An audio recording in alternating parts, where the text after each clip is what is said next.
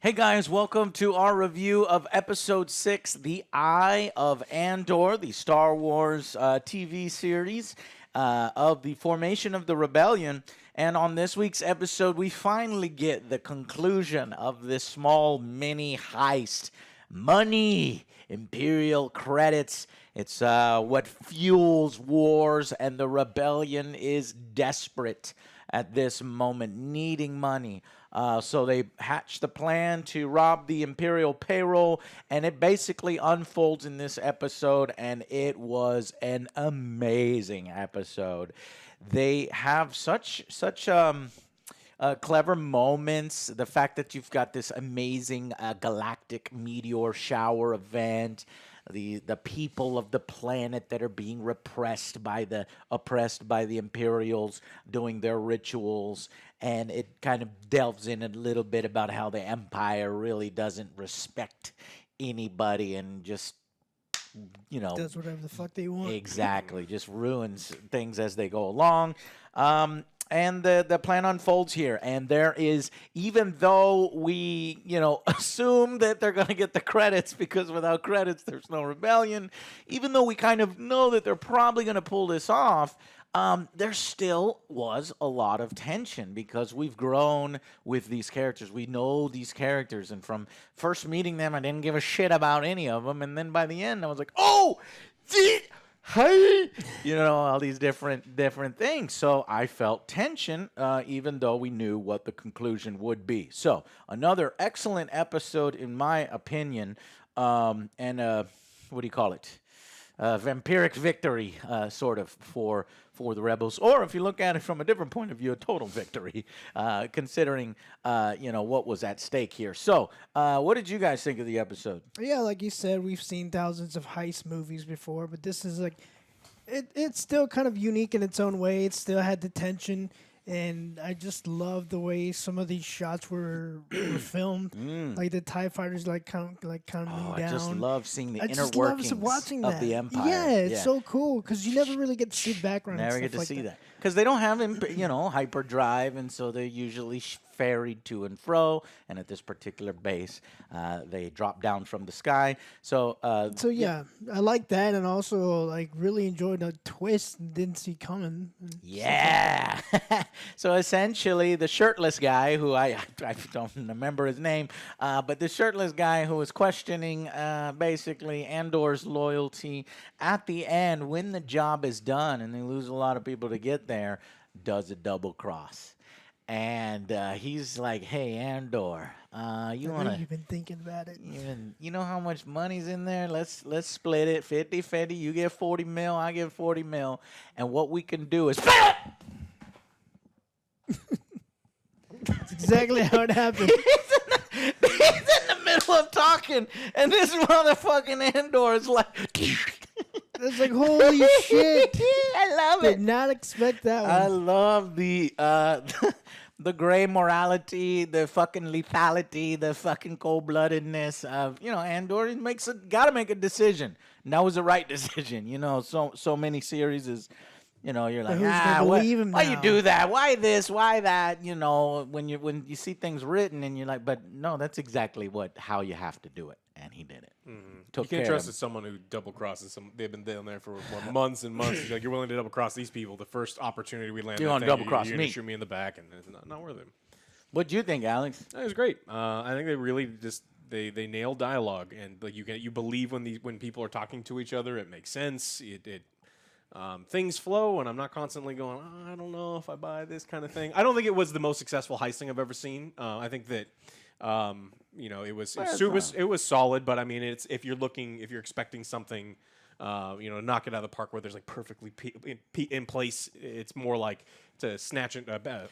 Right, it's not an entire movie devoted to a heist like an Ocean's 11, but for A 30 for- minute the episode. heist in those for movies a are all- side it- for a side mission, pretty good. Well, this is the same length as the heist in an Ocean's 11. So if we talk about just like length of time, it's I The think 53-minute episode. well, it's three. It's Oh, three. true, yeah. So remember, each individual one is pretty much a movie that they broke down. But I still like even on the heist scale, I think this is really solid. But I mean, I love that like I've said it before, but I think that this is they're not writing down, and I think that's happened so often in Marvel product, like things that we've seen in Disney things, Right. where they're like, "Oh, our audience is fucking idiots." Yeah, and so it's like I appreciate that it's not the most complex thing that they've ever written, but I mean it's something that it feels mature, and I'm still on board for it. Yeah, so this the first arc was written by Tony Gilroy. This arc was written by Dan Gilroy. So they're brothers, obviously giving each other notes. So Tony and Dan do just as good of a job for each other. The first arc, the first 3 episodes was directed by Toby Haynes, and this next 3 arc that we just saw here, the Heist arc, was Susanna White, and I think Susanna White, killed it, and she did great. It was great build up, great character development, and an ultimate payoff, just like we thought it would be. So let's go with final verdicts, and then we'll get into There's already spoilers. We'll get into episode discussion. Who lives? Who dies? What's happening forward? So final verdicts. I'm gonna go ahead and give this one an 8. It was a pretty good heist. It was a great lead up. It still had tension. I was still on board. Beautifully shot, and it just looked very pretty. Okay. Well, I expected higher. I was thinking in the beginning, it was a little lag in the beginning for me, but then it started ramping up and picking up. Yeah. Right. I am going to go a little higher. I'm going to go with a 9. I just think that the writing is solid, and I think that if they had, if we got a little bit better in like some of the heist scenes and maybe some individual things, it's like something went wrong during the heist, and I wanted to like feel the consequence, like something to have gone wrong other than some dude go, "Hey, my job don't work." It's like it felt like it was almost a loose end. Radio transmission guy. Yeah, it's like so. Yeah, the Empire does eventually pick on what's happening because of one. Yeah, guy. but almost immediately they did, and it's just like, how did you not know? Like the lieutenant who was on base is like, you should have known that guy was going to do his fucking job. I don't know. It felt like that was kind of resolved pretty quickly, but I think it's stellar stuff. So 9 out of 10. 9 out of 10. Yeah, I gave episode 3 a 9 out of 10, man, because I think the final episodes in the arcs are doing such a good job, and I'm like, when can I give it a 10? What would I do? It's in the conversation. It's 9-10 for me. I really, really liked it. Good payoff. I'm going to end up with a 9, which is sad because it feels like Andor's killing it. I haven't grabbed that 10 yet. So, but hopefully it can, because we got what? We got 6 more episodes. So there's plenty of episodes left in this. So yeah, I'm going to go 9 out of 10 on the eye. I highly recommend it. And remember, these are 3 episodes arcs. And I would recommend that once you get around to watching this, if you haven't watched it already, watch like a 3-hour bit. Right? You go 1, 2, 3, and then you're done. Relax and come back and then watch the next 2, 3. And I hope it continues that way. Even though what's interesting is episode 7 is directed by Benjamin Caron and written by Stephen Schiff. So it's a single episode out of nowhere that has no links to the other episode in terms of director and writer. So it might indicate that this next one might be a one-off in between, like a filler. Ooh, well, I hope not. But then the next 3, 8, 9, 10, is Toby Haynes and Beowulf Willimon as the writer of all 3, and then a final 2-episode arc at the end. Benjamin Caron again, and Tony Gilroy as the writer. So looking forward to more. Let's go into the spoiler discussion.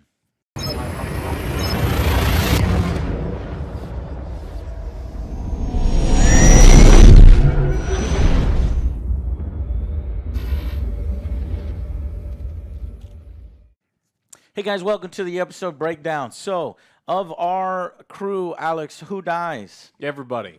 Everyone. No, the head lady, her girlfriend, and Andor, and that's head lady, her girlfriend, Andor are the only ones that survive.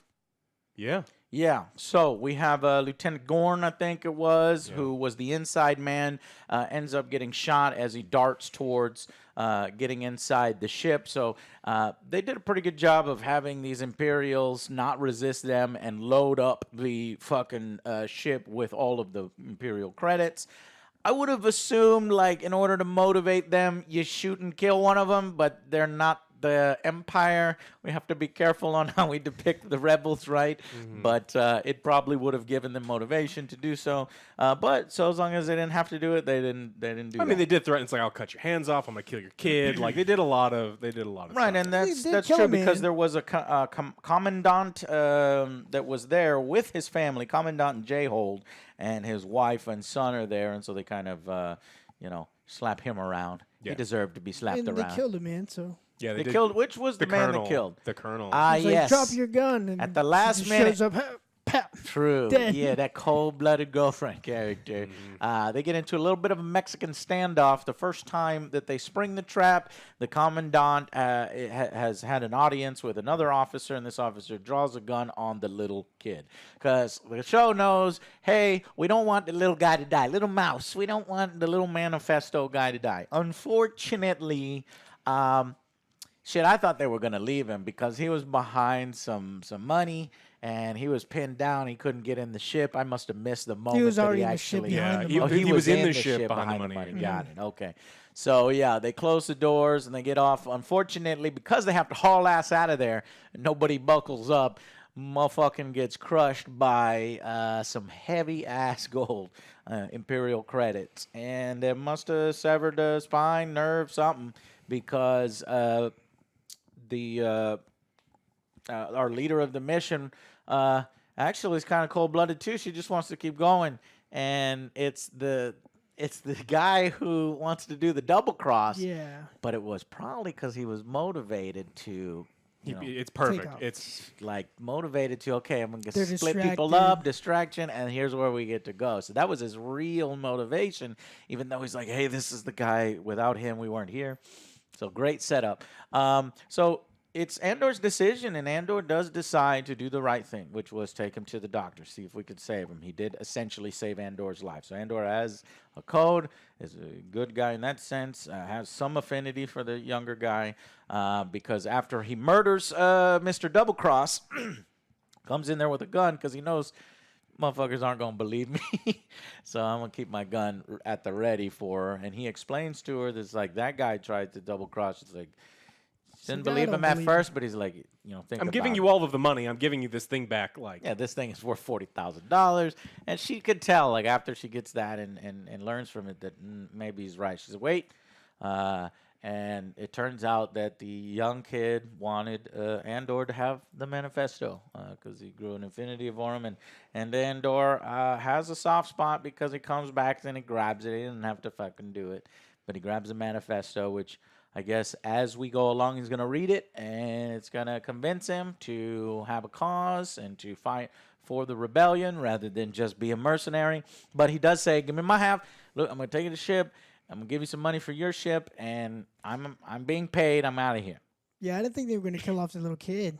oh I thought they were just going to Save him just to kill him, right? Yeah, I was like, what's I going know. on? I was like, this kid is dead. I thought knew. he was I knew just somewhere the kid paralyzed. was died, and then they said, "Hey, he's not dead," and I said, "He's paralyzed." Is that the way? Okay, I guess you can get away with that. No, motherfucker's dead. All right. I was like, Game of holy Thrones. shit.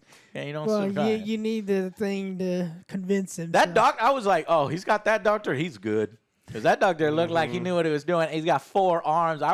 If I ever go down, I need somebody who's like 2 doctors Dr. in one. Goro. Goro. Goro to work on me and fucking tech eyes where you can see finally. I was like, that motherfucker should have survived. But whatever. All right. We build a little more tension. That basically is the springboard, the manifesto for Andor to eventually join. But I love the meteor shower. I thought, because there was a lot of dancing and a lot of ritual, I thought that when everything went off and then the Imperials start fighting, that maybe the people would be like, fuck you, Imperial, or give a little bit of help, Resistance. a little bit of resistance, but that never came to fruition. They didn't need to go with that trope or. They or said there's that. 60 of them, and it's just like, look, you have 60 of you people with sticks. sticks, and Yeah. these guys do not have sticks. You're going to die. Oh, I knew it wasn't going to be an outright rebellion, just like some last minute thing, but it's not in the right place for it. And this show doesn't force things, and this show doesn't treat its audience like dumbasses. Oh, they're resisting because that's the beginning of the rebellion, right? So they treated it like a normal heist movie, and every war needs motherfucking credits. So, what else, guys? You want to bring anything else up? Some aspect of it? There's some loose ends. So head lady's girlfriend is still on the planet. Oh, yeah, she's she- still Yeah. she's still stuck down there, where Dressed up as an that. Imperial officer. Now that Andor's got his money, we wonder where he's going to go next. They may have shown it, but I didn't watch it. But he's got to go home. He's got to make sure his mom's in a good spot. And he's got all this money. Gotta find and his so sister. Maybe that's how they tied together all of the. The security guard guy hanging with his mom from last episode. Like, how are we going to finally get some of this stuff back together? Skeen is the double crosser guy. He had this confession about his brother. I guess it was a lie, or maybe it wasn't a lie, and he just wants the money. But I think it was a lie. Just to was this his intention the whole time? I think so. Really doesn't matter because he does make the decision to double cross, and right there, Andor makes the decision to end this dude's life because it's too big of a wild card, too dangerous. I'm just gonna solve this right now since I've got a gun in my hand. Yeah, man. I like the way it's gritty. I like the way it's real, and I like the way it's like, hey, this is the rebellion. They're not paragons of goodness. You gotta kill some people sometimes to get these. Can't make an omelet Can't have clean hands. without breaking a few eggs. So we gotta spark the rebellion there. And It's crazy that the Empire realized that they had TIE fighters. I thought that, they just forgot. yeah, that isn't they that had it, great and that the it's TIE crazy. fighters are scrambled and ready to fucking go because the Immediately. alarms are blaring, right? And if not for this genius with his, tracker or have some kind of explanation, the cover from the eye, that's how you fucking do it. You don't just immediately forget about all the goddamn TIE fighters The trench in your coat, fucking though. thing like in goddamn Stack up the Obi-Wan. kids like it, yeah. The little legs. Yeah, That would I have been mean- amazing. The trench coat kid.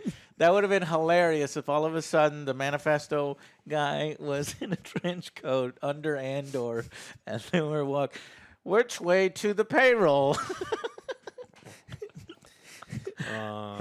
Watching this actually makes me realize like how fucking garbage the writing Yeah. for Obi-Wan. Boba Fett and then a lot of and Obi-Wan and and some Obi-Wan. of some of Obi-Wan. And it's just Yeah. like, whoa, what the fuck is this for? And they're like, well, we made it for kids. It's like, you made it for stupid kids. Because, like, smart kids like stuff like this. Yeah. And So this is doing what House of the Dragon is doing for fantasy. This is what it's doing for Star Wars and for sci-fi. I don't think it's as popular as what House of Dragon or even Rings of Power, which is a shame. I think more people need to watch Andor. But yeah, spread the word. We've got two great little mini movies so far, and we've got enough content here for two more. So let's see where they take it. I think the next stuff, we had a little bit with Mon Mothma. She's doing some Senate wheeling and dealing, but really, the story of the week now is going to be, holy fuck. All the payroll for this particular sector has been stolen. The rebellion is officially begun. How did they do this? I mean, that was crazy. So they've got a problem. And then your Imperial intelligence officers, vacation canceled. Everybody, all hands on deck. And that lady who was suspecting that there's some stuff going on, she's going to be put into overdrive and probably come to head with the rest of the characters. So Imperial intelligence versus Andor and company probably soon. All right, guys. Thank you all so much. If you like seeing these extra reviews, please consider supporting us on Patreon so we can make more. And thank you so much. We'll see you on the next Angry Joe Show. Bye, guys.